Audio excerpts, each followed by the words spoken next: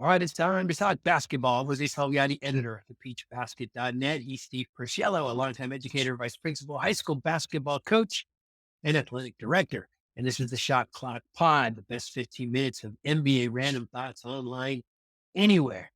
This is your first time listening. Welcome. We're glad you found us. This podcast was born out of the content of Steve's 13 Rules random NBA thoughts articles, which he publishes weekly. Today, we'll discuss his latest 13 Rules random NBA thoughts article, where he shares his thoughts after week 18 of the 2024-25 NBA season, which did include the All-Star game. We'll talk a little bit about that. Steve, you ready? Ready.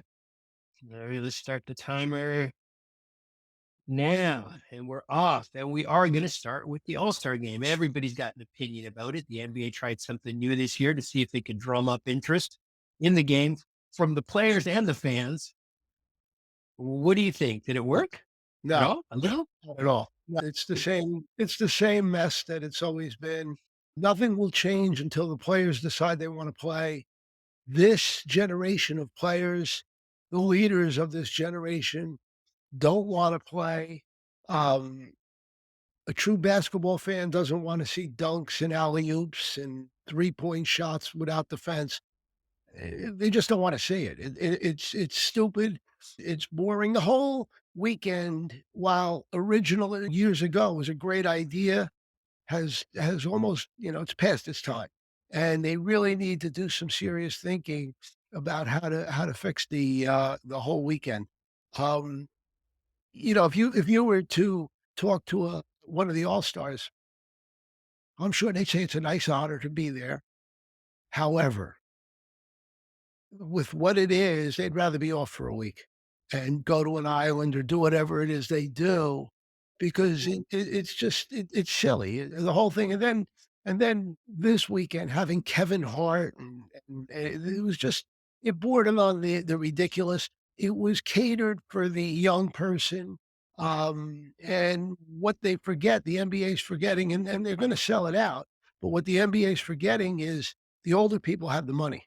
They're gonna spend the money on tickets and be involved in the NBA. Mm. So don't cater it for the young, cater it for a little bit the older generations, because those are the people who will spend money, and it's very expensive to go to a game, spend the money to go to the game. So I Yeah. just thought it was silly.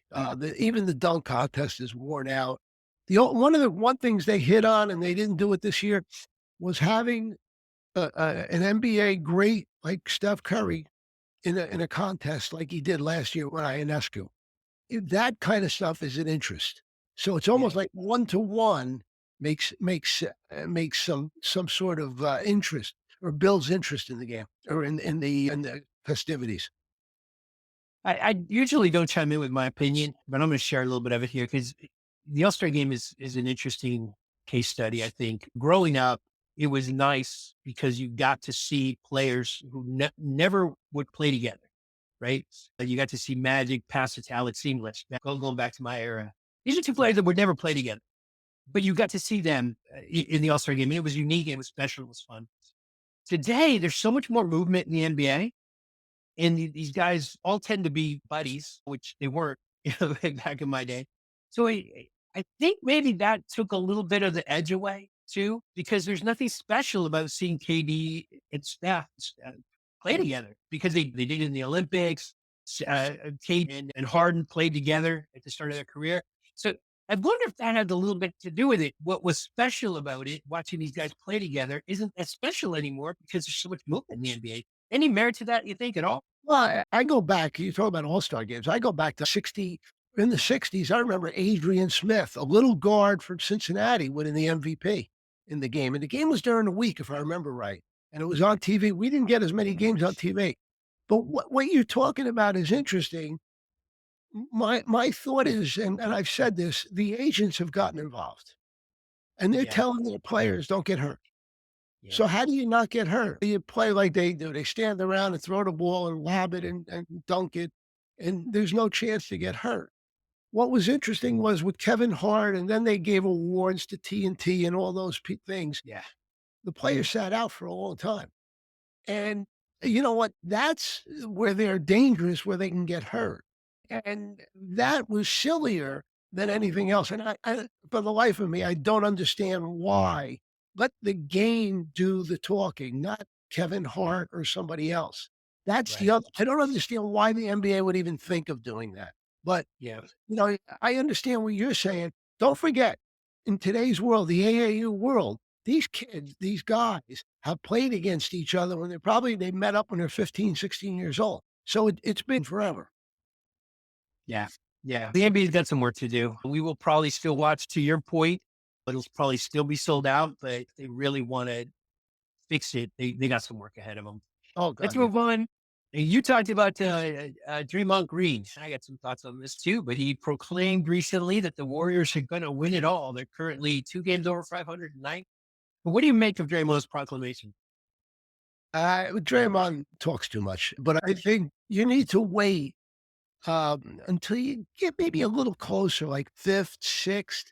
First of all, you've got to win a playing game, at least one, maybe two playing games to get into the playoffs. Now, I know they've had some success with Jimmy Butler since he got there. I think they're three or and so on, and that's great. It's great. But it kind of let's slow down with the talk, and come on, just play the game and at least build some credibility. Get your team in a higher place. I want to hear your thoughts, though. I think it's a as if I'm the coach, that's what I want Draymond to say. You got to go into it thinking you're going to win it all. I probably wouldn't want him making that proclamation on a podcast for everybody to hear, but I want my players to feel it. They can win it all. That's the approach I want. And I think what's odd for Draymond is he shouted it from the rooftops, which probably wasn't brilliant. But Well, that's it. I like the approach. I like that attitude of player. I think what we all miss is they did get Jimmy Butler, and Jimmy Butler appears to be motivated, Yeah. which this week, that's great. They still don't have a lot of size. They're using the kid Quentin Post, I believe. He was a good shooting Luke Cornett. So you're not going to win a title with that kind of player. And Cornette's probably a much better defender. So you're not winning a title with him as your five. It sounds good though. It's nice. It's nice. Yeah, I think Warrior fans and Laker fans feel like because they're Warriors and they're Lakers and they've got that kind of history, it counts for something, but it doesn't, right? This season is this season. But Well, anyway, as long as they keeping score, I don't think that means a damn thing. It's nice. The Warriors won a few titles, a bunch of titles, and the Lakers, they just won big last year in that tournament. So I guess they have a title to talk about. And so that's good. That's real good. And I guess that gives them the right to shoot their mouths off. all right. On that note, we will move on. You called out the Toronto Raptors. I don't think we've ever discussed the Raptors. I might be wrong, but I don't remember them coming up often. But yeah, I like what they've done. They've got their core. Now, you could argue it's not a core that's going to win you anything, but they've got their eggs. They put them in the one basket, and on they go. Then they see where this right takes them. Do you think they have enough? Of course not. I think what's interesting is they're going to probably be in the second apron, and that restricts you tremendously. Yeah.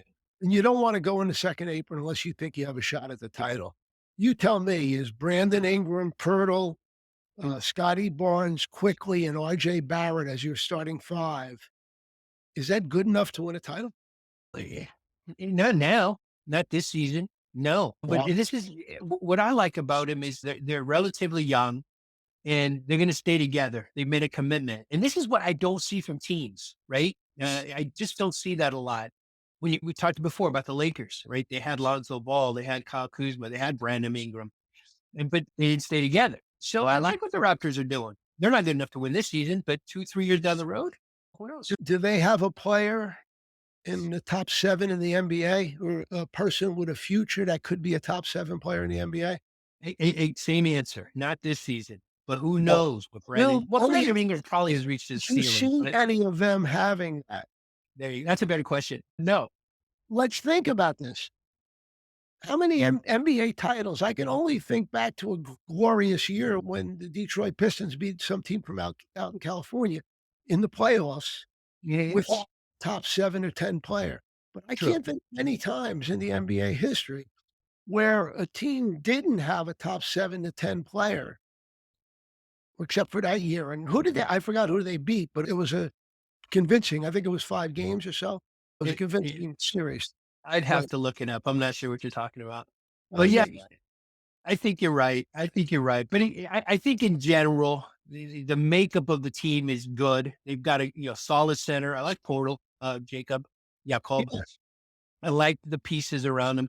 They may be a superstar away, but you build a good core like that, then you maybe bring in, maybe a Shea Gilgis Alexander, just to throw out names because who knows, 2 3 years down the line, who knows who'll be available? Anthony Edwards. At least now, if I'm a Raptors fan, I can see the path forward, and that's something that if I'm a Hornets fan, yeah, there's more teams on that end of the spectrum than when the Raptors are. So good for them. I'll give you that. I'll give you that, but again, look at the roster. You just not you just NBA teams, they evolve. Like you talked about the Hornets. What I'll say to you about the Hornets is LaMelo Ball's gotta change some of his game and become more of a team oriented player. But you've got Ball, Miller. You've got some players there that could I think they have higher futures than anybody on Toronto. And you forgot something important here. All 5 of those Toronto guys that we talked about, every Mhm. one of them has injury problems. In other words, not one of them is known for playing 75 to 80 games in a year. Yeah. Think about it. This year, Quickly's been out a ton. Barrett has been out. He's missed some games. Pirtle misses a lot. Barnes is shown himself to be susceptible to injuries. And Brandon Ingram, I think he's using vacation days because he's been out forever. He's going to be out of days soon, but he's been out forever with a sprained ankle. You're to win a title, you're thinking that these 5 guys are going to have good health for a season. That's a tough bet. But again, look at the teams that win the titles. I'm going to bet their alpha dog plays over 70 games. Yeah. So it's so difficult if you want to win. And yeah, there's some talent there, but what is that? About a 5th place team, 4th place in the division? I get it. No, it's It a fair point. Fair point. It's unfortunate, right? That health matters, but health matters. Oftentimes, it's not the best team; it's the healthiest team, and that is a conversation in and of itself. We're winding down our time, and I want to leave a couple of minutes to talk about the New York Knicks. We talk about the Knicks a lot. We don't talk about the Raptors a lot. We talk about the Knicks a lot, but they were walloped again last night, and they're up against the defending world champions tonight on their home court, on the defending champs home court. Do you still think that Mitchell Robinson is enough to get this team over the hump, or are the Knicks just not as good as other top tier Eastern well, Conference teams? I think the question should have been, do you think Mitchell Robinson can stay healthy for 2 months? Okay. But so that's my answer, I guess. But more importantly, and without going into depth, I will go into a little depth. What happened here, and it's really interesting. I think Tibbs is a great coach. I think he's great, but coaches are interesting, and coaches work best with different types of teams. I think he's great at getting more out of average. And he's great when he's got guys that really go out and just they're gritty and they play. Last year's Nick team was a fun watch because they were gritty and they hung in and played every game hard. This year's team, when they brought in Towns, they brought in Bridges, the grittiness kind of went away. DiVincenzo's and people, it opens up a lot of problems, I guess.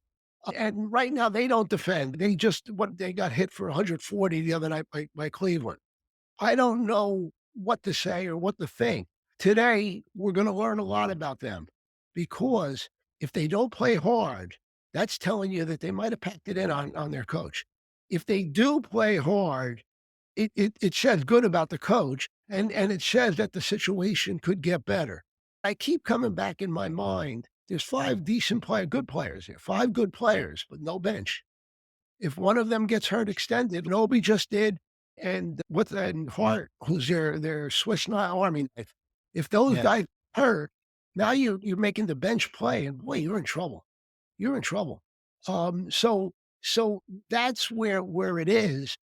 It's a fascinating study. I've watched the NBA for many years. This is one of the more interesting teams I've watched, and how they changed. They put all their cards in for Carl Anthony Towns and Bridges, and I don't know. I think to myself, would you rather have Quickly, Barrett instead of Anunoby? And okay, if you want Bridges with 5 draft picks, that's crazy. You sold your future. Okay, and then would you I love DiVincenzo. I thought he was such a good player. You wanna give him up? And he played his best basketball of his career last year. So, I just I don't quite get it, but that's my 10-minute spiel on that. Outstanding. But you know what? This is why we watch sports, man. For games like this, a must-win game. I think it's fair to call it a must-win game for the Knicks. They got to win today. They got to win. They've got to show that they can beat at least once. If they can beat a top level Right, Eastern Conference team with the playoffs just a few months away. right. That's it. You heard the buzzer go off. We went right through it. Shot clock violation is what we do. But thank you as always for listening. Make sure to read Steve's entire 13 Rules Random NBA article. We will link that wherever you are watching or listening to this article or to the show. If you have more random thoughts after week 18 of the 2024-25 NBA season, and please consider subscribing, liking, commenting, all that stuff matters. And we appreciate all of it very much. Thank you. And join us next week on the Shot Clock Pod, the best 15 minutes of random NBA thoughts anywhere. We'll talk next week. Thanks, Steve. Take care.